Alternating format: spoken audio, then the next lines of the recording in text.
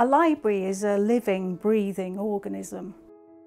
It has to grow through time. One of the most important aspects of the work of a curator is the work we do around collecting material. Sometimes that will be collecting material from the present so that we're leaving to future generations historical and cultural material that tells the story of our times. Other times we're collecting things from the past that help us to make better sense of the narratives and the stories that are buried in the collections. One of the purposes of the exhibition was also to challenge people's perceptions of what libraries can be and what they can contain. It's also a very frustrating exhibition because in displaying material you have to expose the objects to light and to different temperatures, and some of our collections just can't take that.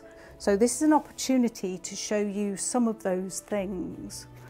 So this is a little album of photographs from the late 19th century, and the images contained in it really blow away that idea that people have only been able to manipulate photography since Photoshop existed, because through these pictures you can trace how photographers right from the very beginning of the history of photography were able to manipulate and to create constructs when they were making their photographs.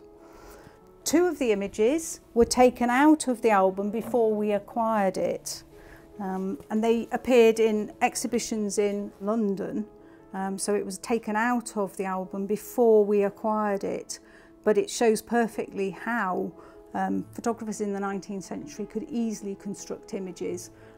They would use negatives sometimes that were composite negatives, so they would cut parts of the negative and then reassemble them. Other times they would use these techniques when they were actually printing the photograph.